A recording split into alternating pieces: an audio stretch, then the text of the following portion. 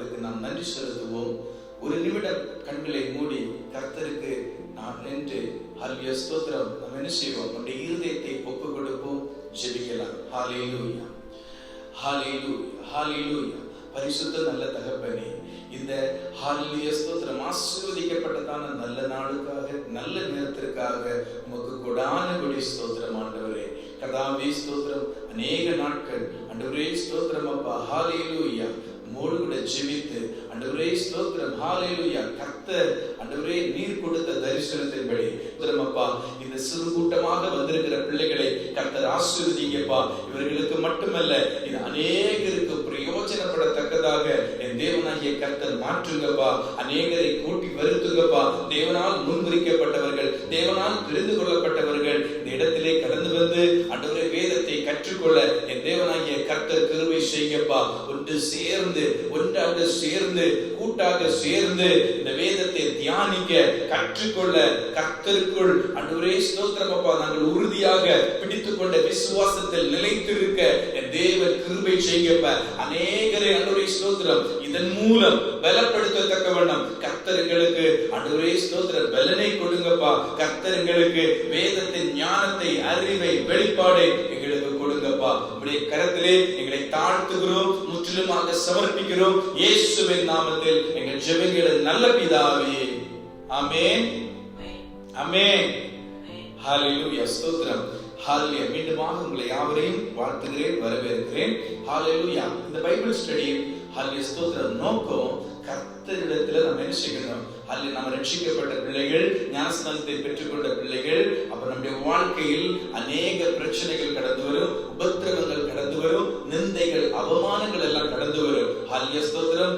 அவைகளில் ஒன்றும் இந்த விசுவாசத்தை விட்டு பின்திரும்பி போகாதபடிக்கு பற்றி கொண்ட விசுவாசத்தில் உறுதியாக நிற்கத்தக்கவண்ணம் நம்மை நாமே பலப்படுத்திக் கொள்ள மாத்திரமல்ல, நாம் பலப்பட்டிருந்தால் போதாது, நம்முடைய கூட இருக்கிற நம்முடைய ஜனங்களை, நம்முடைய ஆபீஸ்ல வேலை பார்க்கிறவங்களை, நம்முடைய குடும்பத்தில் இருக்கிற பிள்ளைகளுக்கு இதை பகிர்ந்து கொடுத்து அவங்களையும் என்ன செய்ய வேண்டும்? இந்த விசுவாசத்தில் உறுதிப்படுத்தத்தக்கவண்ணம் ஆண்டவர் நம்ம என்ன செய்யணும்? உபயோகப்படுத்தணும். அதுதான் இந்த வேத பாடத்துடைய, இந்த வேதத்தை கற்றுக்கொள்ளக்கூடியதுடைய நோக்கம். ஹல்லேலூயா ஸ்தோத்திரம்.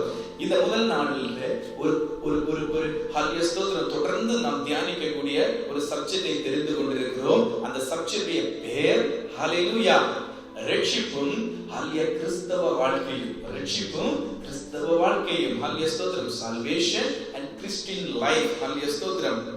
சால்வேஷன், நம்ம எல்லாம் ரட்சிக்கப்பட்ட பிள்ளைங்க. ஹல்லேலூயா ஸ்தோத்திரம். ஏன் இதை நம்ம தியானிக்கணும்? ஏன் மீண்டும் மீண்டும் ரட்சிப்பை குறித்து தியானிக்கணும்? ஏன்னா நம்ம எல்லாம் ரட்சிக்கப்பட்டவங்க.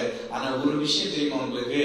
நாம என்ன செய்வோம்? ஹல்லேலூயா ஸ்தோத்திரம். சிறு பிள்ளையிலிருந்தே நாம் வளர்ந்து வருகிற பொழுது ஹல்லேலூயா ஸ்தோத்திரம் ஆரம்ப காலகட்டத்தில் நாம் கற்றுக்கொண்ட ஹல்லேலூயா ஸ்தோத்திரம் ஃபார்முலா, ஹல்லேலூயா ஸ்தோத்திரம் நாம் கற்றுக்கொண்ட நோட்டேஷன்ஸ், நாம் கற்றுக்கொண்ட தியரம்ஸ் எல்லாம் என்ன செய்யும்? நமக்கு மறந்து போயிடும். ஹல்லேலூயா ஸ்தோத்திரம். அது வாழ்க்கைக்கு ஹல்லேலூயா ஒரு லெவலுக்கு அந்த பக்கம் நம்முடைய கேரியருக்கு ஒருவேளை அது உதவாததுனால நம்ம அதை அப்படியே விட்டு விடுவோம். ஆனா ரட்சிப்பு அப்படி இல்லைங்க. நாம் அந்த ஹல்லேலூயா ஸ்தோத்திரம் நாம் இருந்த இடம், ஹல்லேலூயா ஸ்தோத்திரம் நம்மை கர்த்தர் தெரிந்து கொண்ட விதம், நாம் அங்கிருந்து கொண்டு வந்த விதம், இந்த விதத்தை எல்லாம் நாம் என்ன செய்ய வேண்டும்? ஹல்லேலூயா ஸ்தோத்திரம். எப்படி நாம் ரட்சிக்கப்பட்டோம் என்பதை அனுதினமும் நாம் தியானிக்க வேண்டும், சிந்திக்க வேண்டும். அப்படின்னா மட்டும்தான் நாம் நித்திய ஜீவனுக்குள்ளதாக கடந்து செல்வதற்கு இந்த வாழ்க்கை பாதை, இந்த வனாந்திர பாதை நமக்கு உதவியாக இருக்கும். ஹல்லேலூயா ஸ்தோத்திரம். இந்த வனாந்திரத்தின் வழியாக நடக்கும் பொழுது இந்த அனுபவங்கள் தான் நமக்கு என்ன செய்யும்? உதவியாக இருக்கும். நம்மை கொண்டு சேர்க்க வேண்டிய இடத்துல நம்ம என்ன செய்யும்? சேர்க்கும். அதனால இந்த பாடம், இந்த கற்றுக்கொள்ளுதல் மிக மிக அவசியமானது. ஹல்லேலூயா ஸ்தோத்திரம், ஹல்லேலூயா ஸ்தோத்திரம். நம்முடைய அடிஸ்தானம் எங்க கட்டப்பட வேண்டும்? கிறிஸ்துவாகும் பாறையின் மேல் கட்டப்பட வேண்டும். ஹல்லேலூயா. கிறிஸ்துவாகும் பாறையின் மேல் கட்டப்பட வேண்டும். ஏன் கிறிஸ்துவாகும் பாறையின் மேல் கட்டப்பட வேண்டும்? அப்படி கட்டப்பட்டாதான் எவ்வளவு பெரிய பெருமழை வந்தாலும், அலைகள் வந்தாலும், ஹல்லேலூயா ஸ்தோத்திரம், பூகம்பமே வந்தாலும் என்ன செய்யும்? ஹல்லேலூயா உறுதியாக நாம் நிற்க முடியும். ஹல்லேலூயா ஸ்தோத்திரம். மண்ணில் மேல் ஹல்லேலூயா ஸ்தோத்திரம், கடற்கரை மணலின் மேல் கட்டின வீடு எப்படி? ஒரு சின்ன அலை வந்தா, ஒரு மழை வந்தா அது என்ன செய்கிறோம்? ஹல்லேலூயா முழுவதுமாக அழிந்து போய்விடும். அதனால நாம் என்ன செய்யணும்? நம்முடைய ஹல்லேலூயா ஸ்தோத்திரம் அடிஸ்தானம், நம்முடைய ஃபவுண்டேஷனை கிறிஸ்துவின் மேல் கட்ட வேண்டும். ஹல்லேலூயா ஸ்தோத்திரம். சரி, நாம் தெரிந்தெடுத்த தலைப்பு என்னது? நாம் தெரிந்து கொண்ட தலைப்பு என்னது? ரட்சிப்பும் கிறிஸ்தவ வாழ்க்கையும். முதலாவது ரட்சிப்பை குறித்து பார்ப்போம். ரட்சிப்பு வேதத்தின்படி ரட்சிப்புனா என்ன? ஹல்லேலூயா ஸ்தோத்திரம். வேதத்தின்படி ரட்சிப்புனா என்ன? தண்டனையிலிருந்து தப்புவித்துக் கொள்வது. தண்டனையிலிருந்து, நமக்கு வர இருந்த தண்டனையிலிருந்து நம்மை தப்புவிப்பது தான் என்னது? ஹல்லேலூயா ஸ்தோத்திரம் ரட்சிப்பு என்று. salvation, ஹல்லேலூயா ஸ்தோத்திரம். deliverance from the condemnation, deliverance from the punishment, அதுதான் இது salvation என்று சொல்லப்படுகிறது. ஹல்லேலூயா salvation என்று சொல்லப்படுகிறது. அப்ப deliverance சொன்னா நம்ம healing deliverance கேள்விப்பட்டிருக்கிறோம். ஹல்லேலூயா நோயிலிருந்து விடுதலை. ஹல்லேலூயா ஸ்தோத்திரம். சிங்க குழியிலிருந்து ஹல்லேலூயா ஸ்தோத்திரம் தானியேலை கர்த்தர் விடுதலையாக்கினார். ஹல்லேலூயா ஸ்தோத்திரம். போரிலிருந்து தாவீதை கர்த்தர், யுத்தத்திலிருந்து கர்த்தர் என்ன செஞ்சார்? விடுதலையாக்கினார் என்று அநேக விடுதலைகளை குறித்து கேட்கிறோம் அல்ல? இது ஹல்லேலூயா ஸ்தோத்திரம் இந்த உலக பிரகாரமான ஒரு ஹல்லேலூயா ஸ்தோத்திரம் ஒரு விடுதலை அல்ல. மாறாக ஹல்லேலூயா ஸ்தோத்திரம் நம்முடைய இந்த மனிதன் ஹல்லேலூயா ஸ்தோத்திரம் நாமாகிய மனிதர்களாகிய நமக்கு 3 பகுதிகள் இருக்கிறது.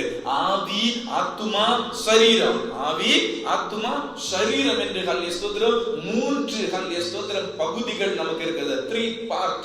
ஹல்லேலூயா ஸ்தோத்திரம். ஹல்லேலூயா ஸ்பிரிட், சோல் அண்ட் பாடி என்று 3 பார்ட் இருக்கிறது. ஹல்லேலூயா ஸ்தோத்திரம். இதுல சோலும் பாடியும் என்னது? outer man என்று சொல்லப்படுகிறது. ஹல்லேலூயா ஸ்தோத்திரம். soul is the ஹல்லேலூயா ஸ்தோத்திரம் outer man and body is the outermost man. ஹல்லேலூயா ஸ்தோத்திரம் most man. இந்த 2 பகுதிகளையும் ஆத்துமாவையும் ஹல்லேலூயா சரீரத்தையும் எப்படி பிரிக்கிறாங்க? outer man வெளிப்பிரகாரமான ஹல்லேலூயா ஸ்தோத்திரம் வெளிப்படையான மனுஷன், வெளிப்பிரகாரமான மனுஷன். அது எப்படி இங்க ஆத்துமாவை வெளிப்படையான கேள்விங்க இல்ல? அது என்னன்னா ஹல்லேலூயா ஸ்தோத்திரம் பாடி என்பது நம்மால பார்க்க முடிகிறது, நம்மால கேட்க முடிகிறது, நம்மளால உணர்ச்சி ஹல்லேலூயா ஸ்தோத்திரம் உணர்ந்து கொள்ள முடிகிறது. இவை எல்லாம் என்னது? ஹல்லேலூயா ஸ்தோத்திரம் வெளிப்புறமான நம்முடைய இந்த சரீரம் இருக்குல்ல, மாம்ச சரீரம். ஆனா இது கூடிய ஒரு எமோஷன்ஸ் ஹல்லேலூயா ஸ்தோத்திரம், இந்த உணர்ச்சிகள், சிந்தனைகள் ஹல்லேலூயா ஸ்தோத்திரம், முக்கியமாக நம்முடைய விருப்பங்கள், இது எல்லாம் தான் என்னது? ஆத்துமா என்று சொல்லப்படுகிறது, சோல் என்று சொல்லப்படுகிறது. அப்ப நமக்குள்ள ஒரு கோபம் வந்தா, இந்த ஆத்துமாவுல ஒரு கோபம் வந்தா அதை நம்ம வெளிக்கொண்டு வருகிறோம் இல்ல, நம்முடைய முகத்தில் தெரிகிறது இல்ல. அதனாலதான் என்ன சொல்கிறது? இந்த சோலையும் வெளிப்படையான ஒரு மனிதன் என்று சொல்லப்படுகிறது. ஆனா ஸ்பிரிட் ஹல்லேலூயா ஸ்தோத்திரம் ஆவி என்பது உள்ளான மனிதன். ஹல்லேலூயா ஸ்தோத்திரம் ஆவி என்பது உள்ளான மனிதன். அடுத்த பகுதியில, அதாவது அடுத்த நெக்ஸ்ட் கிளாஸ்ல இந்த ஆவி, ஆத்துமா, சரீரத்தை பற்றி நம்ம எப்படி பார்ப்போம்?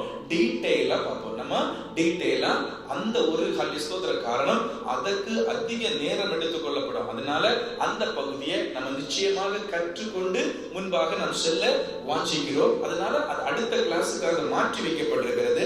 இந்த நாள் இந்த பாடத்திற்காக, இன்றைக்கு நாம் கற்றுக்கொள்ள போகிற காரியங்களுக்காக சில விஷயங்கள் அதிலிருந்து தேவைப்படுகிறது. அதை மட்டும் நம்ம என்ன செய்ய போறோம்? கற்றுக்கொள்ள போகிறோம். ஹல்லேலூயா ஸ்தோத்திரம். அப்ப ஸ்பிரிட் உள்ளான மனுஷன். சரி, இது வேதத்தின் அடிப்படையிலையா என்று பார்த்தால் நிச்சயமாக வேதத்தின் அடிப்படையில தான் நம்ம பேசிக் கொண்டிருக்கிறோம். வேதத்தின் அடிப்படையில தான் நம்ம தியானித்துக் கொண்டிருக்கிறோம். நம்ம வாசிக்கலாமா? 1 தெசலோனிக்கேயர் 5ஆம் அதிகாரம் 23ஆம் வசனத்தை வாசிக்கலாம் பாருங்க. 1 Thessalonians chapter 5 verse 23. சமாதானத்தின் தேவன் தாமே, ஆமென். சமாதானத்தின் தேவன் தாமே உங்களை முற்றிலும் பரிசுத்தமாக்குவாராக. உங்கள் ஆவி, ஆத்துமா, சரீரம் முழுவதும், ஆவி, ஆத்துமா, சரீரம் முழுவதும் நம்முடைய கர்த்தராகிய இயேசு கிறிஸ்து வரும் பொழுது குற்றமற்றதாய் இருக்கணும். ஹல்லேலூயா ஸ்தோத்திரம். நாம இந்த மனிதன், முழு மனிதனும் ஆண்டவராகிய இயேசு கிறிஸ்து வரும் பொழுது குற்றமற்றவர்களாக காணப்பட வேண்டும். அங்கே 3 பகுதிகள் சொல்லப்பட்டது. ஆவி, ஆத்துமா, சரீரம், ஸ்பிரிட், சோல், பாடி என்று 3 காரியங்கள் சொல்லப்பட்டது. அதே மாதிரி இன்னொரு வசனத்தை கூட நாம் வாசிக்கலாம். எபிரேயருக்கு எழுதின நிருபம் 4ஆம் அதிகாரம் 12ஆம் வசனம். எபிரேயருக்கு எழுதின நிருபம் 4ஆம் அதிகாரம் 12ஆம் வசனம். தேவனுடைய வார்த்தையானது ஜீவனும் தேவனுடைய வார்த்தையானது ஜீவனும் வல்லமை உள்ளதாயும் இருபுறமும் கருக்குள்ள எந்த பட்டயத்திலும் கருக்கானதாயும் ஆத்துமாவையும் ஆவியையும் கணுக்களையும் ஊனையும், ஆத்மாவையும் ஆவியையும் கணுக்களையும் ஊனையும் என்ன செய்கிறது? பிரிக்கத்தக்கதாக. இப்ப எங்க பிரிக்கிறது? இது யார் பிரிக்கிறது? தேவ வசனம் தான் இதை பிரித்து காண்பிக்கிறது. ஹல்லேலூயா ஸ்தோத்திரம். ஆவியையும் ஆத்மாவையும், ஹல்லேலூயா ஸ்தோத்திரம், ஆவி ஆத்மா சரீரத்தை வேத வசனம் தான் என்ன செய்கிறது? பிரித்து காண்பிக்கிறது. 3 பகுதிகளாக பிரித்து காண்பிக்கிறது. இது எப்படி இருக்கிறது? ஹல்லேலூயா ஸ்தோத்திரம். நம்ம 3 in 1. வேற எங்கெல்லாம் நம்ம 3 in 1 பார்க்கிறோம்? வேற எங்கெல்லாம் நம்ம 3 in 1 பார்க்கிறோம்? ஹல்லேலூயா ஸ்தோத்திரம். பிதாவாகிய தேவன், ஹல்லேலூயா ஸ்தோத்திரம், குமாரனாகிய கிறிஸ்து, பரிசுத்த ஆவியானவர் என்ற 3 in 1 திரியேக தெய்வம். ஹல்லேலூயா ஸ்தோத்திரம். நம்முடைய தேவன் ஒரே தேவன், 3 விதமான பர்சனாலிட்டிஸ். ஹல்லேலூயா ஸ்தோத்திரம். 3 விதமான வெளிப்பாடுகள், 3 விதமான பர்சனாலிட்டிஸ். அதே போல மனிதனும் 3 வித வெளிப்பாடுகள் இருக்கிறது. 3 பகுதிகள் மனிதனுக்கு இருக்கிறது. ஹல்லேலூயா. பழைய ஏற்பாட்டில் நம்ம பார்த்தோம்னா ஆசரிப்பு கூடாரம், தேவாலயம், சாலமோன், ஹல்லேலூயா, தாவீதின் குமாரனாகிய சாலமோன் தேவனுக்கென்று ஒரு ஆலயத்தை கட்டுவதற்கு முன்பதாக ஆசரிப்பு கூடாரம் இருந்தது. அந்த ஆசரிப்பு கூடாரம் எப்படி இருந்தது? வெளிப்பிரகாரம், உட்பிரகாரம், அதிபரிசுத்த ஸ்தலம் அல்லது மகா பரிசுத்த ஸ்தலம் என்று 3 பகுதிகளை கொண்டது. இந்த நிழல்கள், ஹல்லேலூயா ஸ்தோத்திரம், ஹல்லேலூயா ஸ்தோத்திரம், ஆண்டவர் நாம் ஆராதிக்கிற தேவன் திரியேக தேவன், ட்ரினிட்டி, ட்ரையூனியன் காட், ட்ரையூனியன் God. ஹல்லேலூயா ஸ்தோத்திரம். அப்போ தேவன் நம்மை படைத்திருப்பது அவருடைய சாயலாக படைத்திருக்கிறார். அவருடைய சாயல் என்ன? தேவனுடைய சாயல். தேவன் எப்படி இருக்கிறார்? தேவன் ஆவியாய் இருக்கிறார். ஹல்லேலூயா ஸ்தோத்திரம். தேவன் ஆவியாய் இருக்கிறார் என்று வேதவசனம் நமக்கு தெளிவாக கற்றுக் கொடுக்கிறது. அந்த ஆவியின் சாயலை தான் நம்ம கிட்ட வைத்தார். ஹல்லேலூயா ஸ்தோத்திரம். அந்த ஆவியின் சாயலால தான் நம்மளை படைத்திருக்கிறார். அதனாலதான் தேவனுடைய ஆவி, தேவனுடைய சாயலான மனிதனை படைக்கும் பொழுது அந்த ஆவிதான் ஒரு போல இருக்கிறதே ஒழிய மனிதர்கள் எல்லாம் பார்வையில வித்தியாசமானவர்களாக கருப்பு, ஹல்லேலூயா ஸ்தோத்திரம், சிகப்பு, ஹல்லேலூயா ஸ்தோத்திரம், ஒயிட், இப்படி எல்லாம் இருக்கிறாங்க. ஆனா ஆவி ஒன்று. ஏனென்றால் தேவன் மனிதனை படைக்கும் பொழுது தன்னுடைய ஆவியின், தன்னுடைய சாயலாக அவர் படைத்தார். ஹல்லேலூயா ஸ்தோத்திரம். தேவன் நம்மை குறித்து என்ன தெரியுமா நினைத்திருக்கிறார்? ஆவி, நம்முள் உள்ள ஆவி நம்முடைய சரீரத்தையும் நம்முடைய ஆத்மாவையும் என்ன செய்ய வேண்டுமா? ஆளுகை செய்ய வேண்டும். ஹல்லேலூயா ஸ்தோத்திரம். நம்முடைய சரீரத்தில் உள்ள ஆவி ஆத்மாவையும் சரீரத்தையும் ஆளுகை செய்யணும். ஆனா இங்க என்ன நடக்குது? நம்ம பிறக்கும் பொழுதே ஆதாமிய பாவத்திற்குள்ளதாக பிறந்து இந்த மண்ணிலே விழுவதால் அது என்ன சம்பவிக்கிறது? The spirit is dead condition. ஹல்லேலூயா ஸ்தோத்திரம். நம்முடைய ஆவி, ஹல்லேலூயா ஸ்தோத்திரம், மரித்த அவஸ்தையில், சைலண்ட் அவஸ்தையில இருக்குது. ஹல்லேலூயா ஸ்தோத்திரம். ஆத்மாவும் சரீரமும் தான் என்ன செய்கிறது? இந்த உலகத்திலே ஜீவிக்கிறது. எப்ப இது ஆக்டிவேட் ஆகும்? எந்த நேரத்துல இது ஆக்டிவேட் ஆகும்னு கேட்டீங்கன்னா, ஹல்லேலூயா ஸ்தோத்திரம், எப்பொழுது மறுபடியும் நாம் பிறக்கிறோமோ, ஹல்லேலூயா ஸ்தோத்திரம், ஒருவன், ஹல்லேலூயா ஸ்தோத்திரம், ஜலத்தினாலும் ஆவியினாலும் பிறவாவிட்டால் தேவனுடைய ராஜ்யத்தை சுதந்திரித்துக் கொள்ள மாட்டான் என்று மெய்யாகவே உங்களுக்கு சொல்லுகிறேன் என்று யோவான் எழுதின சுவிசேஷம் 3ஆம் அதிகாரத்தில் பார்க்கிறோம் அல்லவா? அதே போல ஹல்லேலூயா ஸ்தோத்திரம், ஆண்டவர் என்ன சொல்லுகிறார்? ஹல்லேலூயா ஸ்தோத்திரம், ஆவியினால் பிறக்க வேண்டும். எப்படி பிறக்கணுமா? ஆவியினால் பிறக்க வேண்டும். நாம் மாம்சத்தால பிறந்து விழும் பொழுது பாவம் நம்மை ஆண்டு கொண்டிருக்கிறது. பாவத்தில் நாம் விழுகிறோம், பாவத்தில் நாம் பிறந்து விழுகிறோம். ஆனால் ஆண்டவர் என்ன சொல்லுகிறார்? நாம் ஆவியில் பிறக்க வேண்டும். அப்ப மறுபடியும் ஒரு பிறக்கிற ஒரு அனுபவம் இருக்கும் பொழுதுதான் இந்த ஆவி ஆக்டிவேட் ஆகிறது, இந்த ஆவி அலைவ் ஆகிறது. சரி, இதை குறித்து நாம முன்னமே சொன்னோம், நம்ம டீடைலா அப்புறம் பார்க்கலாம் என்று. ஹல்லேலூயா ஸ்தோத்திரம். ஹல்லேலூயா ஸ்தோத்திரம். ஹல்லேலூயா. பாவத்தின் சம்பளம் மரணம். பாவம் செய்கிற ஆத்மா சாகும். ஏன்னா அது செத்த கண்டிஷன்ல இருக்கு. இப்ப இத ஹல்லேலூயா ஸ்தோத்திரம், அந்த டெட் கண்டிஷன்ல இருக்கு. இத நம்ம என்ன செய்யணும்? லைவுக்கு கொண்டு வரணும். ஹல்லேலூயா ஸ்தோத்திரம். லைவுக்கு கொண்டு வரணும். ஹல்லேலூயா ஸ்தோத்திரம். இந்த ஹல்லேலூயா ஸ்தோத்திரம், இது இந்த ஆவியும் ஆத்மாவும் கொஞ்சம் இன்டர் ரிலேட்டட் ஆனது. ஹல்லேலூயா ஸ்தோத்திரம். கொஞ்சம் தனித்தனியே உள்ளதானாலும் இவைகள் தான் என்ன செய்யும்? இந்த மாம்ச சரீரம் நாம் மரித்த பிற்பாடு இந்த பூமியிலே அழிந்து போய்விடும். நம்முடைய மாம்ச சரீரம் நாம் மரித்த பிற்பாடு இந்த பூமியிலே அழிந்து போயும். ஆனா ஆவி என்ன செய்யுமா? ஹல்லேலூயா ஸ்தோத்திரம், தேவனோடு கூட சேருகிறது. இந்த ஆவியை மரணத்திலிருந்து விடுவிக்க.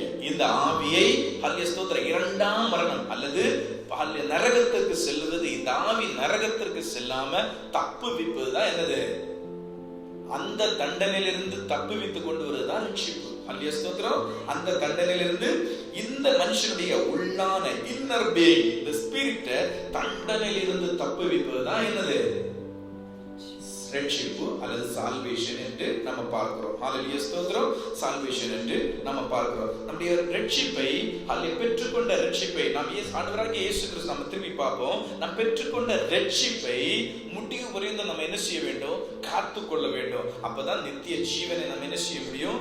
சுதந்திரித்துக் கொள்ள முடியும். அப்பதான் நம்ம நித்திய ஜீவனை சுதந்திரித்துக் கொள்ள முடியும். ஹல்லேலூயா ஸ்தோத்திரம். ஹல்லேலூயா ஸ்தோத்திரம். இப்ப நம்ம ரட்சிக்கப்பட்டோம் என்று சொன்னா ஒரு ஸ்தோத்திரம் விமான பயணத்திற்கு நாம போர்டிங் பாஸ் எல்லாம் எடுத்து காத்திருக்கிறோம் என்று அர்த்தம், அல்லது பயணிக்கிறோம் என்று அர்த்தம். ஸ்தோத்திரம். ஜஸ்ட் நமக்கு என்ன கிடைத்தது? கையில போர்டிங் பாஸ் கிடைத்தது. அந்த பிரயாணத்துல நம்ம ஆயிருக்கிறோம். இந்த பிரயாணத்தின் மத்தியில அந்த பைலட், அதுக்குள்ள இருக்கிற அந்த விமான பணி பெண்கள், பணியாளர்கள் சொல்லுவதை கேட்டு அனுசரித்து நாம் என்ன செய்ய வேண்டும்? அவர்களுடைய அந்த இன்ஸ்ட்ரக்ஷன்ஸ் எல்லாம் ஃபாலோ பண்ணி நாம் ஆயிருக்க வேண்டும். அப்பதான் நல்ல ஒரு பயணம் இனிதாக முடியும். இல்ல நான் ரொம்ப நேரம் இருந்து எனக்கு ரொம்ப கால் வலிக்குது, எனக்கு ஒரு மாதிரி இருக்குது, கொஞ்ச நேரம் வெளியில போயிட்டு வருவேன்னு போனா அந்த ஆத்துமாவுடைய உயிருக்கு உத்தரவாதத்துவம் இல்ல. ஹல்லேலூயா ஸ்தோத்திரம். என்னதான் லைஃப் ஜாக்கெட் எல்லாம் இருந்தாலும் அண்டார்டிகால எல்லாம் போய் விழுந்துட்டாங்கன்னா யாராலையும் காப்பாத்தவே முடியாது. யாராலையும் காப்பாற்றவே முடியாது. அப்ப ஸ்தோத்திரம். அந்த இன்ஸ்ட்ரக்ஷன்ஸ் எல்லாம் ஃபாலோ பண்ற மாதிரி ரட்சிக்கப்பட்ட தேவ ஜனங்களாகிய நமக்கு வேத புஸ்தகத்தில் அநேக கற்பனைகளும் கட்டளைகளும் உபதேசங்களும் நமக்கு கொடுக்கப்பட்டிருக்கிறது அல்லவா? அந்த உபதேசத்தின்படி நாம் என்ன செய்ய வேண்டும்?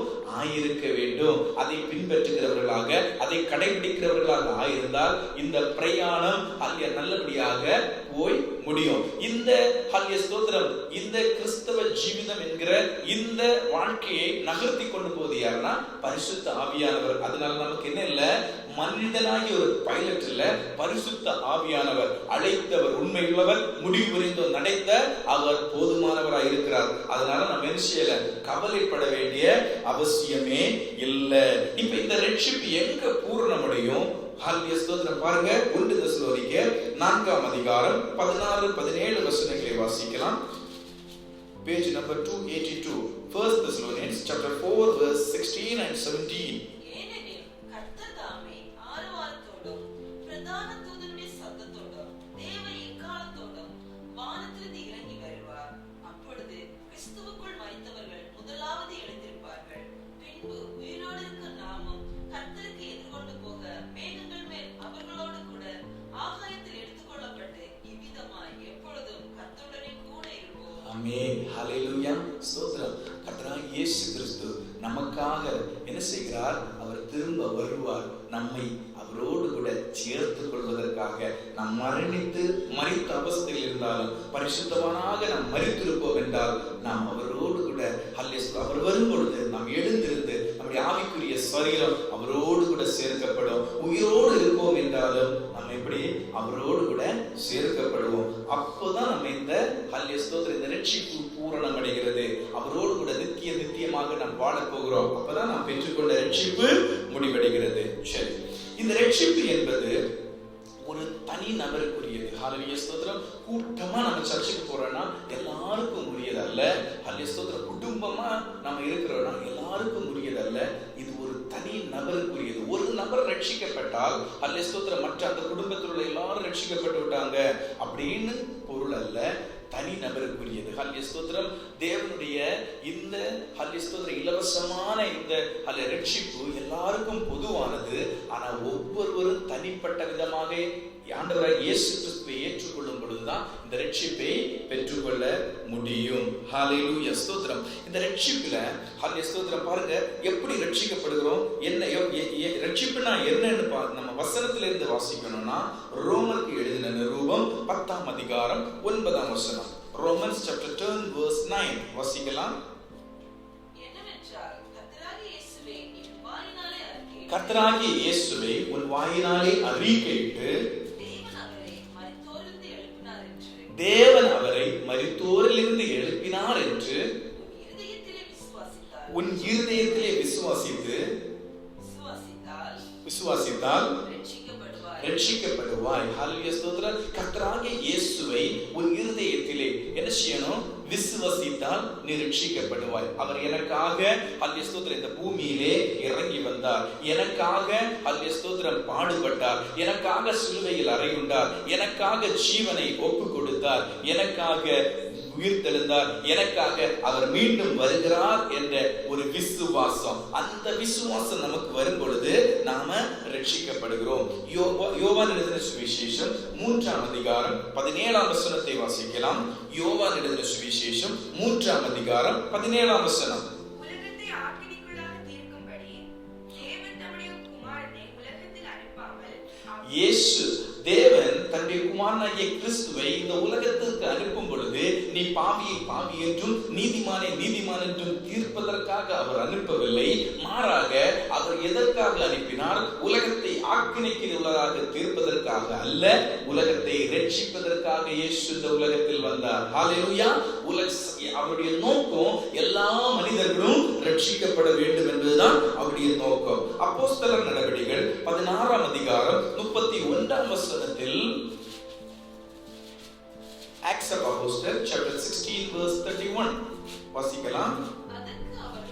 அதற்கு அவர்கள் கர்த்தராகிய இயேசு கிறிஸ்துவை விசுவாசி, அப்பொழுது நீயும் உன் வீட்டாரும் ரட்சிக்கப்படுவீர்கள். கர்த்தராகிய இயேசுவை நீ விசுவாசி, அப்பொழுது நீயும் உன் வீட்டாரும் ரட்சிக்கப்படுவார்கள். அப்போஸ்தலனாகிய பவுலும் சீலாவும் என்ன செய்றாங்க? சிறைச்சாலையில் கட்டப்பட்டவர்களாக, சுவிசேஷத்தின் நிமித்தம் கட்டப்பட்டவர்களாக இருக்கும் பொழுது அவர்கள் பாடி ஆராதிக்கிறார்கள். ஆராதிக்கும் பொழுது சிறைச்சாலை அஸ்திபாரங்கள் அதிர்கிறது, அவருடைய சங்கிலிகள் எல்லாம் என்ன செய்கிறது? உடைந்து போகிறது. அந்த வேளையிலே அந்த சிறைச்சாலையின் அதிகாரி கேட்பார், நாங்கள் என்ன செய்ய வேண்டும் என்று நீங்க சொல்றீங்கன்னு. அப்பதான் என்ன செய்யுங்க? ரட்சிக்கப்பட நாங்க என்ன செய்யணும்னு கேட்கும் பொழுது ஆண்டவராகிய இயேசுவை விசுவாசி என்று சொல்வதை நாம் பார்க்க முடியும். ஹல்லேலூயா ஸ்தோத்திரம். அப்போ ரட்சிப்பு என்பது வெரி சிம்பிள். ஹல்லேலூயா ஸ்தோத்திரம். ஆண்டவராகிய இயேசு கிறிஸ்துவை விசுவாசிக்கும் பொழுது நாம் ரட்சிக்கப்படுகிறோம். ஆண்டவராகிய இயேசு கிறிஸ்துவை விசுவாசிக்கும் பொழுது நாம் ரட்சிக்கப்படுகிறோம். இந்த ரட்சிப்புக்கு உள்ள அநேக காரியங்கள் அடங்கி இருக்கிறது. அதைத்தான் நாம் இந்த ஹல்லேலூயா ஸ்தோத்திரம் இந்த பைபிள் ஸ்டடியில நம்ம கற்றுக்கொள்ள போகிறது. இந்த ரட்சிப்புக்கு உள்ள அநேக உட்கருத்துகள் உள்ள சப் டிவிஷன்ஸ் இருக்குது. இதைத்தான் நம்ம கற்றுக்கொள்ள போகிறோம். என்னென்ன இருக்கிறது பார்க்கலாமா? ஹல்லேலூயா ஸ்தோத்திரம். ரட்சிக்கப்படும் ஒரு மனிதன் ரட்சிக்கப்படும் பொழுது அவனுக்கு சம்பவிக்கிற காரியங்கள் ஜஸ்டிபிகேஷன், நீதிகரணம் 1, 2 மீண்டும் பிறப்பது ரீபர்த், 3 அடாப்ஷன் தத்தெடுப்பது, 4 விசுவாசம் ஃபெய்த், 5 repentance மனம் திரும்புதல், 6 remission freedom from the sin or பாவத்திலிருந்து விடுதலை. இப்படி 6 விதமான காரியங்கள், மிக முக்கியமான 6 விதமான காரியங்கள் ஒரு மனிதன் ரட்சிக்கப்படும் பொழுது அவனுக்கு சம்பவிக்கிறது. கர்த்தர் கொடுக்கிறார் இந்த காரியங்களை. ஹல்லேலூயா ஸ்தோத்திரம். 7ஆவதாக ஒரு ரட்சிக்கப்பட்ட ஹல்லேலூயா ஸ்தோத்திரம் கிறிஸ்தவ வாழ்க்கை வாழுகிற ஒரு தேவ பிள்ளைக்கு கிடைக்கக்கூடிய நன்மைகள் என்ன என்று நாம் பார்க்க போகிறோம். அப்படியாக 7 விதமான காரியங்களை குறித்து தான் நாம் தியானிக்க போறோம். இந்த நாளிலே நாம் ஜஸ்டிபிகேஷன் என்கிற இந்த தலைப்பில் இருந்து ஹல்லேலூயா ஸ்தோத்திரம் இந்த தலைப்பை எப்படியாகிலும் கர்த்தரிடத்தில் நாம் ஒப்புக் கொடுப்போம். எப்படியாகிலும் அதை சரிவர இந்த படலத்தை முடிக்க கர்த்தர் உதவி செய்வாராக. ஜஸ்டிபிகேஷன் 7 காரியங்களை குறித்து சொன்னோம். Justification, rebirth, adoption, faith, repentance, remission.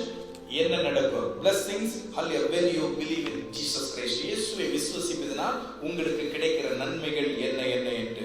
ஹalleluya ஸ்தோத்திரம். 7 காரியங்கள். ஜஸ்டிபிகேஷன், ஹalleluya.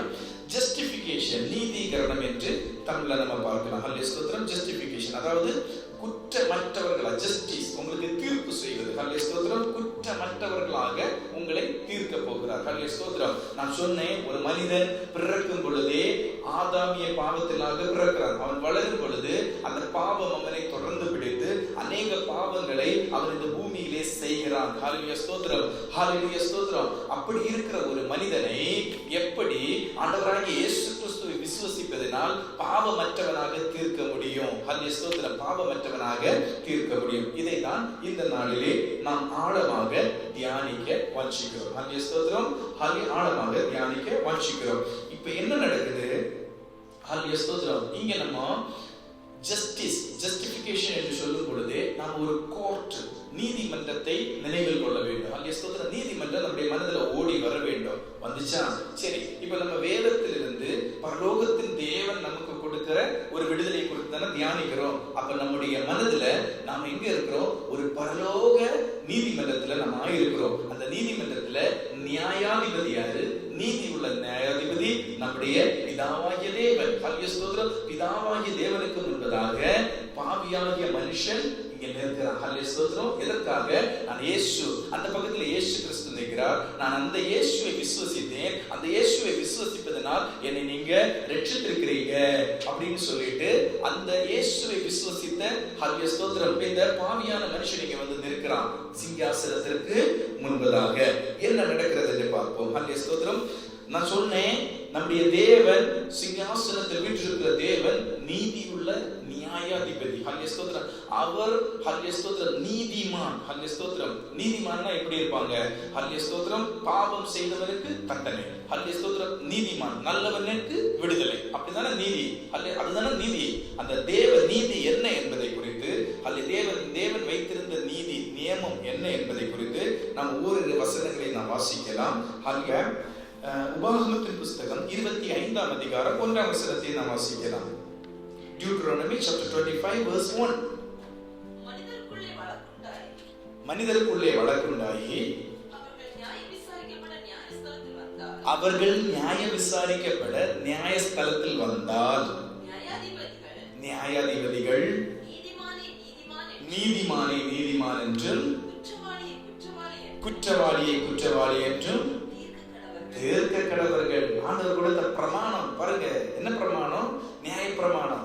நீங்க நியாயாதிபதிகளை மோசே நியமித்தார். ஹல்லேலூயா. அநேக நியாயாதிபதிகள் இருக்கிறாங்கல்ல, மோசே நியாயாதிபதிகளை நியமித்தார். மோசே ஒரு நியாயாதிபதி. ஹல்லேலூயா ஸ்தோத்திரம். அப்ப இந்த நியாயாதிபதிகள் தங்களுக்குள்ளே அவர்கள் ஹல்லேலூயா ஸ்தோத்திரம் ஜனங்களுக்குள்ளே வழக்குண்டாகி அதை தீர்ப்பதற்காக இந்த நியாயாதிபதிகளிடத்தில் வரும் பொழுது நீதிமானை நீதிமான் என்றும் குற்றவாளியை குற்றவாளி என்றும் தீர்க்க வேண்டும் என்று அந்த இடத்துல சொல்வதை பார்க்க முடியும். அடுத்த ஒரு வசனத்தை வாசிக்கலாம். யாத்திரையாகமத்தின் புஸ்தகம் 23ஆம் அதிகாரம் 7ஆம் வசனம்.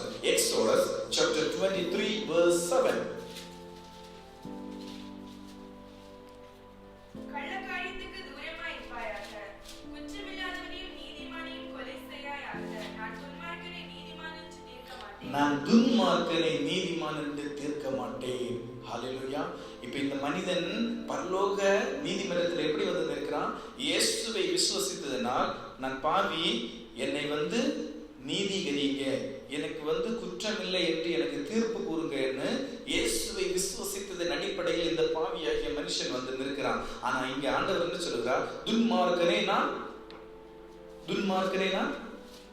நீதிமானாக தீர்க்க மாட்டேன், நீதிமானாக தீர்க்க மாட்டேன். ஒரு வசனத்தை கூட வாசிக்கலாம். எசாயா தீர்க்கதரிசியின் புஸ்தகம் 5ஆம் அதிகாரம் 23ஆம் வசனம். எசாயா தீர்க்கதரிசியின் புஸ்தகம் 5ஆம் அதிகாரம் 23ஆம் வசனம். பரிதானத்திற்காக குற்றவாளியை நீதிமானாக தீர்த்து நீதிமானின் நியாயத்தை அவருக்கு விரோதமாய் புரட்டுகிறவர்களுக்கு ஐயோ. ஆமென். ஹல்லேலூயா ஸ்தோத்திரம். பாருங்க, லட்சம் வாங்கிட்டு கூட குற்றவாளியை நீதிமான் என்று தீர்க்க கூடாது. ஹல்லேலூயா ஸ்தோத்திரம். நீதிமான குற்றவாளி என்றும் தீர்க்க கூடாது. ஹல்லேலூயா ஸ்தோத்திரம் அப்படின்னு வசனத்தில் இருக்கு. அப்ப சடன்லி ஹல்லேலூயா எடுத்த எடுப்புல ஹல்லேலூயா ஸ்தோத்திரம் பாவியான ஒரு மனுஷனை இன்னோசென்ட்டாக அல்லது குற்றமற்றவனாக தீர்க்க முடியாது. ஹல்லேலூயா தீர்க்க முடியாது. அதற்கு ஒரு பரிகாரம் வேணும், அதற்கு ஒரு பரிகாரம் வேணும். அந்த பரிகாரத்திற்காக தான் ஹல்லேலூயா ஸ்தோத்திரம் இதை சால்வ் பண்ணணும்னா ஹல்லேலூயா ஸ்தோத்திரம் ஒரு பரிகாரம் வேணும். பாருங்க, ஹல்லேலூயா ஸ்தோத்திரம். ஆண்டவர் பாவியான மனுஷனை பாவியா, நீ பாவியா இருந்துரு, நீ அழிந்து போயிரு, நீ நரகத்துக்கு போயிரு என்று அப்படியே விட்டுவிட முடியாது. ஏன் தெரியுமா? ஆண்டவர் மிகவும் அன்பானவர். ஹல்லேலூயா ஸ்தோத்திரம். ஆண்டவர் மிகவும் அன்பானவர். ஹல்லேலூயா ஸ்தோத்திரம். மனிதர்களுக்கிடையே பாருங்க, நாமே அன்பானவர்கள். எப்படி? நம்முடைய ஒரு கூட்டமா ஒரு இடத்துக்கு நடந்து போகிறோம், ஒரு மனிதன் சாக்கடையில விழுந்துட்டான். ஹல்லேலூயா ஸ்தோத்திரம். நம்முடைய கூட உள்ளவன் சாக்கடையில் விழுந்துட்டான், அதனால அழுக்கு பட்டுருச்சு. ஹல்லேலூயா ஸ்தோத்திரம். துர்நாற்றம் வீசுகிறது என்று அந்த நபரை அப்படியே விட்டு நாம போமா? நிச்சயமாக போக மாட்டோம். ஹல்லேலூயா ஸ்தோத்திரம். தண்ணீர் இருக்கிற இடத்தை தேடி அந்த மனிதனை கொண்டு போகவோ அல்லது தண்ணீரை கொண்டு வந்தவோ அவரை சுத்தப்படுத்தி நம்மோடு கூட மீண்டும் சேர்த்து கொண்டு போவோம் இல்லை. இந்த உலகத்தில் உள்ள மனிதர்களுக்கே அந்த அளவு பாசம், அந்த அளவு அன்பு இருக்கும் என்றால், இந்த உலகத்தையே படைத்த தேவாதி தேவனுக்கு இந்த அவருடைய படைப்பாகிய அவருடைய சிருஷ்டிப்பாகிய மனிதர்களிடத்தில் எவ்வளவு அன்பாக இருப்பார். ஹல்லேலூயா.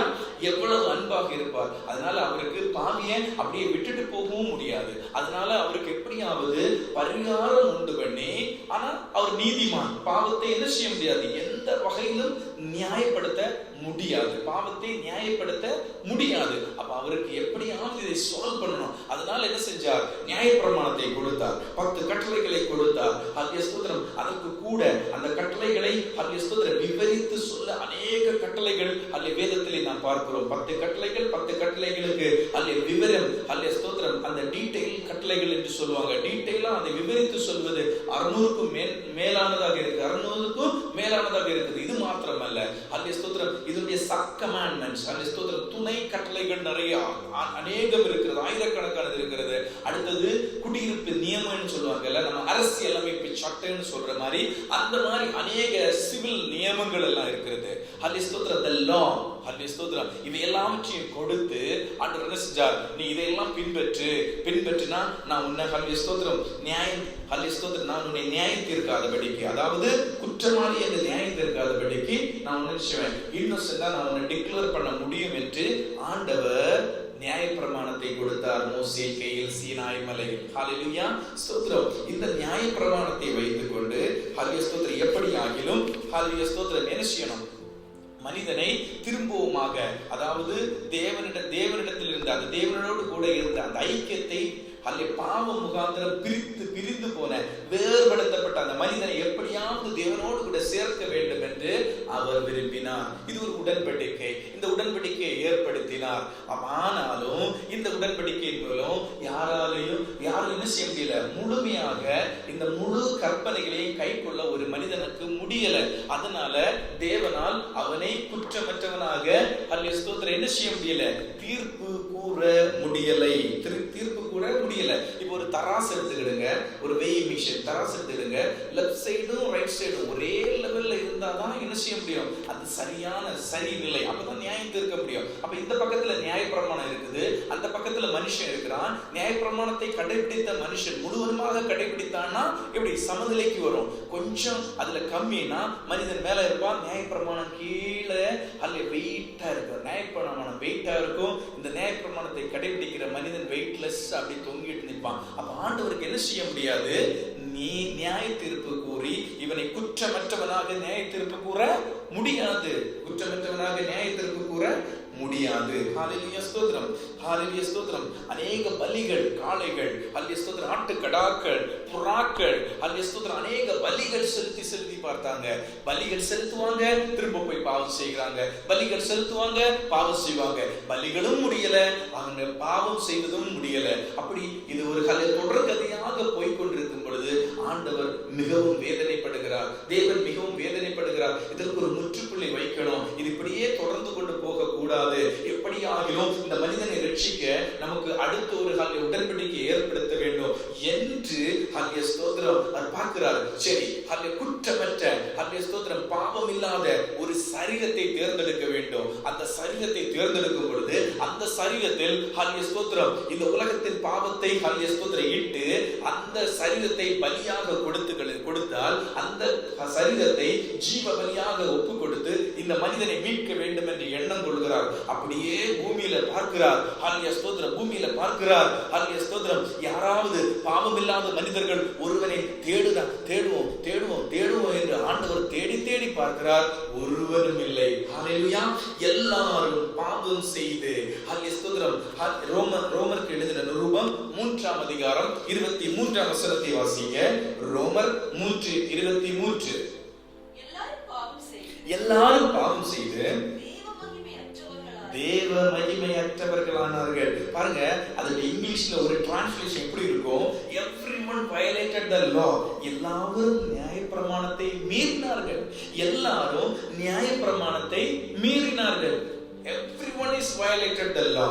இப்போ ஹல்லேலூயா ஸ்தோத்திரம், என்ன செய்ய முடியாது? எப்படியும் ஹல்லேலூயா ஸ்தோத்திரம் இந்த பாவத்தில் இருந்து ஹல்லேலூயா ஸ்தோத்திரம் என்ன செய்ய முடியாது?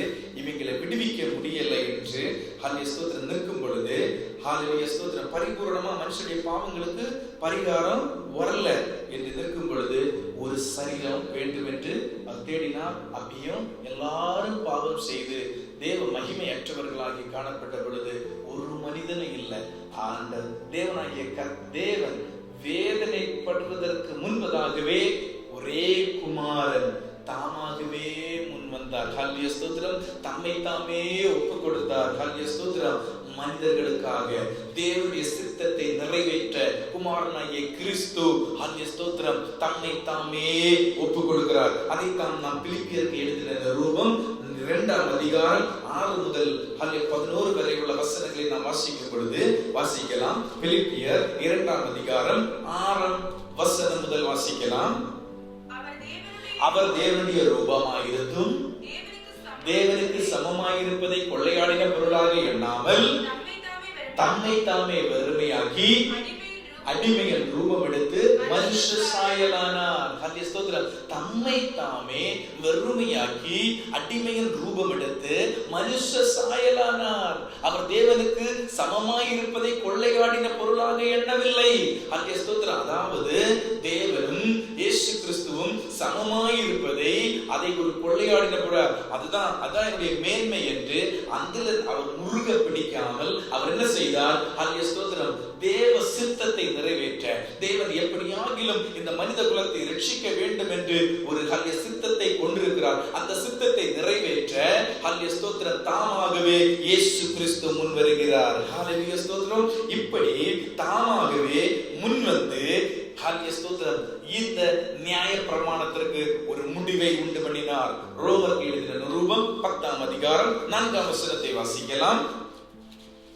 Romans chapter 10 verse 4. விசுவாசிக்கிற எவனுக்கும் நீதி உண்டாகும்படியாக கிறிஸ்து நியாயப்பிரமாணத்தின் முடிவானார். ஹல்லேலூயா. நியாயப்பிரமாணத்தின் முடிவானார். ஹல்லேலூயா ஸ்தோத்திரம். இப்போ கிறிஸ்து மூலம் பரிகாரம் வருத்துகிறார். ஹல்லேலூயா ஸ்தோத்திரம்.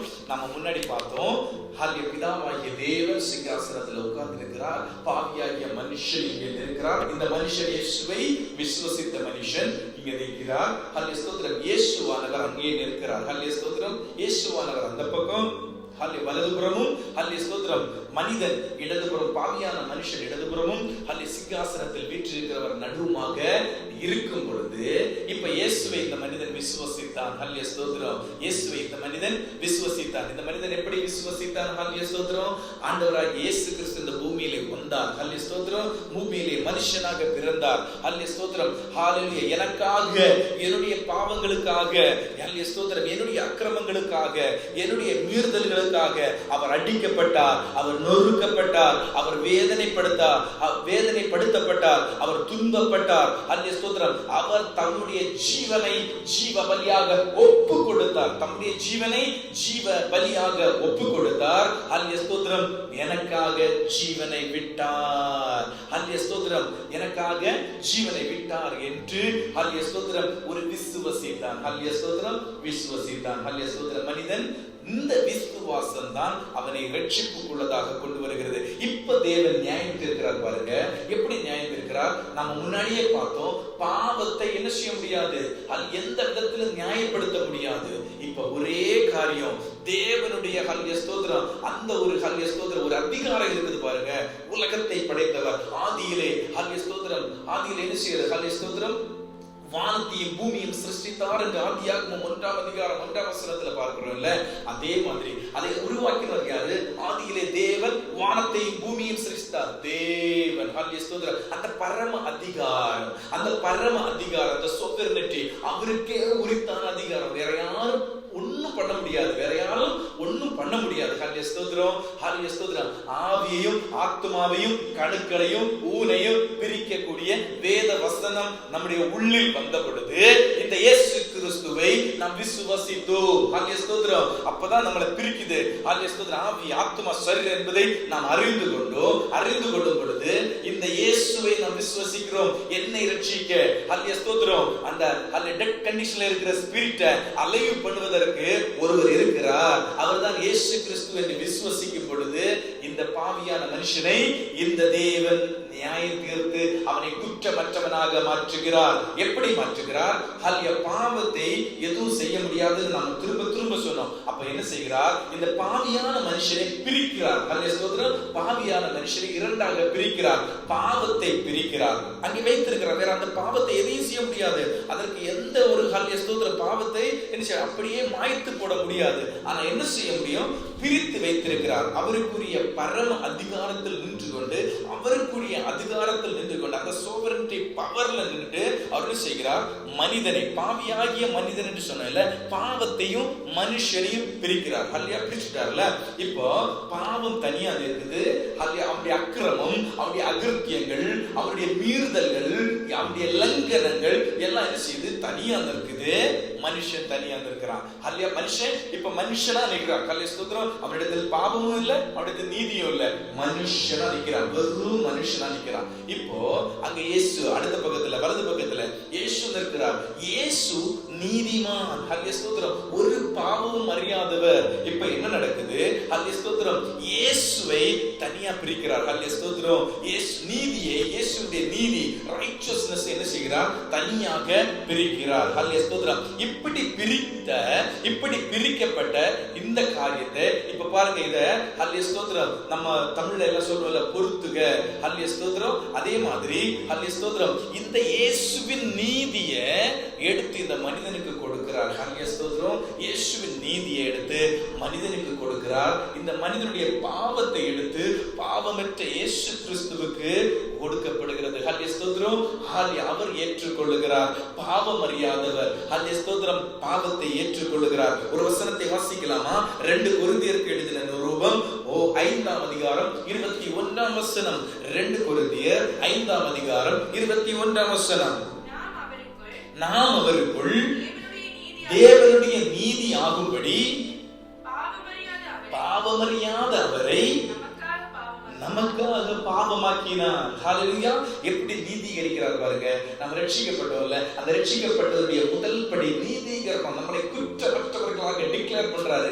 எப்படி டிக்ளேர் பண்ணுகிறார்? நம்முடைய பாவங்கள், நம்முடைய அக்கிரமங்கள், நம்முடைய மீறுதல்கள் எல்லாவற்றையும் imposing on Christ. ஹல்லேலூயா ஸ்தோத்திரம். imposing the sin upon the Christ. ஹல்லேலூயா ஸ்தோத்திரம். நம்முடைய பாவங்கள், நம்முடைய அக்கிரமங்கள், நம்முடைய லங்கனங்கள், நம்முடைய மீறுதல்கள் எல்லாத்தையும் இயேசுவின் மேலிட்டு இயேசுவை பாவம் அறியாதவரை பாவமாக்கினார். ஹல்லேலூயா ஸ்தோத்திரம். அவரிடத்தில் உள்ள நீதியை எடுத்து அதே போல imposing the righteous upon, imposing the Christ righteous upon the sinner. ஹல்லேலூயா ஸ்தோத்திரம். இந்த பாவியான மனுஷனுக்கு இந்த மனுஷன் மேல் என்ன செய்கிறார்? இம்போஸ் பண்ணி அவனை நீதிமான் ஆக்குகிறார். ஹல்லேலூயா ஸ்தோத்திரம். இப்பதான் நமக்கு தோணும், ஹல்லேலூயா ஸ்தோத்திரம், இந்த சத்தியத்தை நாம் அறிந்து கொள்ளணும். இந்த சத்தியத்தை அறிந்து கொள்ளணும். ஹல்லேலூயா. எனக்காக ஹல்லேலூயா ஸ்தோத்திரம், ஹல்லேலூயா ஸ்தோத்திரம், என்னுடைய பாவங்களை ஏற்றுக்கொண்டு ஹல்லேலூயா ஸ்தோத்திரம், ஹல்லேலூயா ஸ்தோத்திரம், வாழ்க்கை முழுவதும் அது என்ன சொல்லுவாங்க? Life time Bryson. ஹல்லேலூயா ஸ்தோத்திரம். வாழ்க்கை முழுவதும் ஜெயிலுக்கு போக யாராவது தயாராக இருப்பாங்களா? ஹல்லேலூயா ஸ்தோத்திரம். ஒருவர் இருக்க மாட்டாங்க.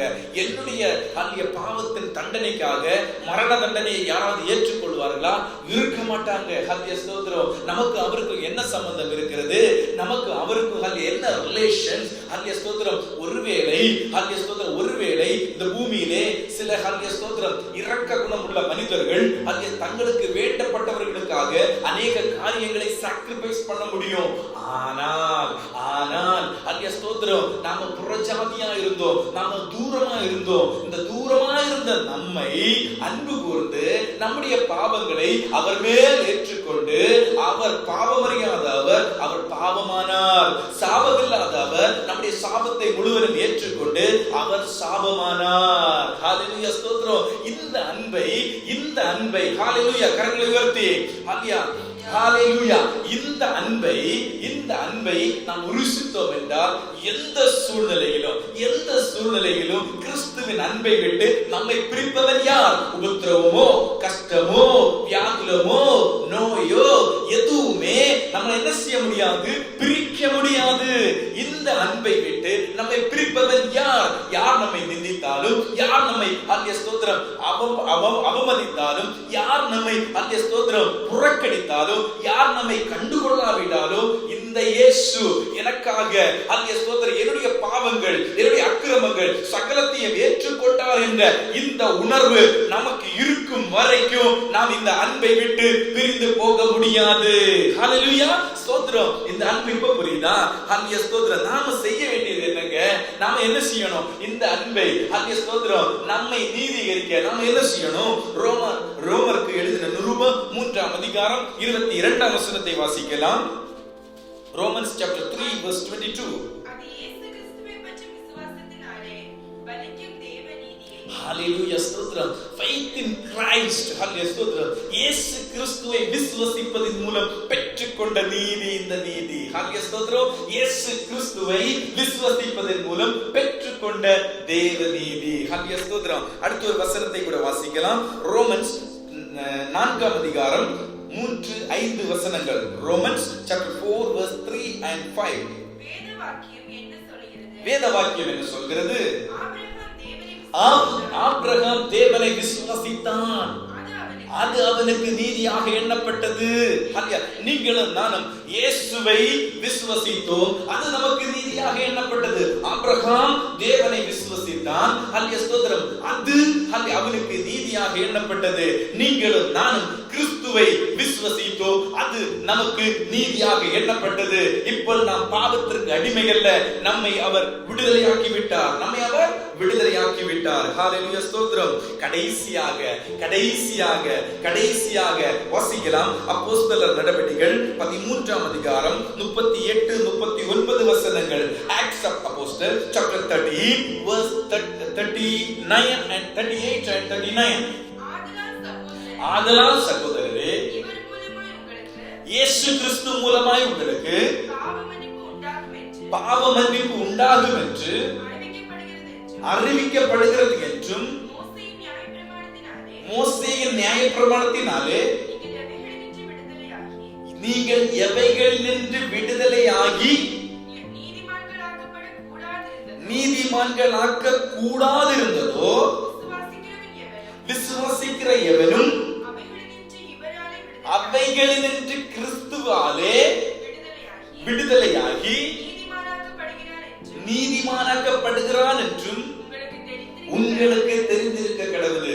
இன்றைக்கு இந்த செய்தியை கேட்ட, இந்த ஸ்தோத்திரம் பைபிள் ஸ்டடியை கேட்ட உங்களுக்கும் எனக்கும், இதை கேட்கிற ஒவ்வொருவருக்கும் ஒன்று தெரிந்திருக்க கடவுள். மோசேயின் நியாயப்பிரமாணத்தினால் எவர்கள் நீதிமான்களாக்கப்படக்கூடாது இருந்ததோ அவர்கள் கிறிஸ்துவாலே நீதிமான்களாக்கப்படுகிறார்கள் என்று உங்களுக்கும் எனக்கும், இதை கேட்கிற ஒவ்வொருவருக்கும் தெரிந்திருக்க கடவுது.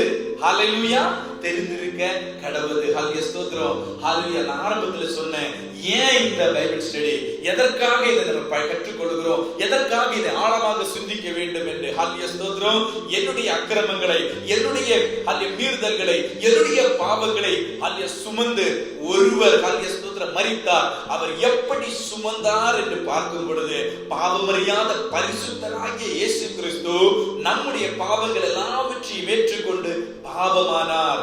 நியாயப்பிரமாணத்திற்கு முடிவை உண்டு பண்ணினார். அவர் கல்வாரி சிலுவையிலே மரித்தார். ஹalleluya ஸ்தோத்திரம். இதையெல்லாம் எண்ணும் பொழுது வாழ்க்கையில் என்ன துன்பங்கள் வந்தாலும் இந்த கிறிஸ்துவை விட்டு பிரிப்பது ஒன்றுமில்லை என்று மீண்டும் ஹalleluya ஸ்தோத்திரம் நம்மை நாமே உறுதிப்படுத்தி இந்த விசுவாச வாழ்க்கையில் முன்னேறி செல்ல இந்த வார்த்தைகள் நம்முடைய வாழ்க்கைக்கு உதவி செய்யட்டும் என்று இந்த முதல் நாள் செய்தியை இயேசு கர்த்தர் ஆசீர்வாதமாக மாற்றுவதற்காக அவருக்கு நான் நன்றி செலுத்துகிறேன். கண்களை மூடுவோம், ஜெபிப்போம்.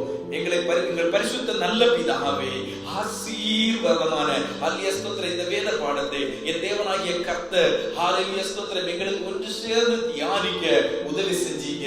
ஆண்டவரே ஸ்தோத்திரம் அப்பா. இதை கேட்ட, இதை சொன்ன ஆண்டவரே ஸ்தோத்திரம், இதை கேட்க போகிற ஒவ்வொருவரும் ஆண்டவரே ஸ்தோத்திரம் அப்பா ஹல்லேலூயா உம்முடைய அன்பை விட்டு ஆண்டவரே ஸ்தோத்திரம் இந்த உலகத்தில் எந்த காரியங்களும் பிரிக்காதிருக்க கர்த்தர் உதவி செய்ய, இந்த அன்பின் ரகசியத்தை அநேகருக்கு சொல்ல விளக்கி கொடுக்க ஆண்டவர் உம்முடைய பிள்ளைகளுக்கு ஆண்டவரே பலனை கொடுங்கப்பா. உம்முடைய பிள்ளைகளை ஆண்டவரை தகுதிப்படுத்துங்கப்பா. உம்முடைய பிள்ளைகளை எதற்கென்று பயன்படுத்துங்கப்பா. உமக்கு உபயோகமுள்ள பாத்திரங்களாக அவர்களை ஆண்டவரே ஸ்தோத்திரம் அப்பா பயன்படுத்துங்கப்பா. இது அநேகருக்கு பிரயோஜனமாக இருக்க கர்த்தர் உதவி செய்யுங்கப்பா. ஆண்டவரே ஸ்தோத்திரம். தொடர்ந்து இதனுடைய அடுத்த பகுதிகளை ஆண்டவரே நாங்கள் தியானிக்க எங்களுக்கு பலனை கொடுங்க. அடியனை தாழ்த்துகிறேன் ஆண்டவரே, உம்முடைய கரத்திலே ஒப்புக் கொடுக்கிறேன். ஆண்டவரே ஸ்தோத்திரம். ஆரோனை போல அழைக்கப்படாவிடில், ஆண்டவரே மோசேயை போல அழைக்கப்படாவிடில், ஆண்டவரே ஸ்தோத்திரம் அப்பா சாமுவேலை போல அழைக்கப்படாவிடில் ஒருவரும் இந்த கனமான ஊழியத்தை செய்ய முடியாது. ஆண்டவர் என் மேல் ஆண்டவரே ஸ்தோத்திரம் இரக்கம் பாராட்டி கர்த்தர் ஆண்டவரே ஸ்தோத்திரம் என்னை இவ்வளவு தூரம் பலப்படுத்தினதுக்காக என்னை ஆண்டவருடைய கரத்திலே தாழ்த்துகிறேன். என்னை ஒப்புக் கொடுக்கிறேன். துதி கன மகிமை யாவையும் உமக்கே செலுத்துகிறேன். இயேசுவின் நாமத்தில் ஜெபங்கள் நல்ல பிதாவே. ஆமென், ஆமென், ஆமென். மீண்டும் அடுத்த பகுதியில் பார்க்கலாம். God bless you all.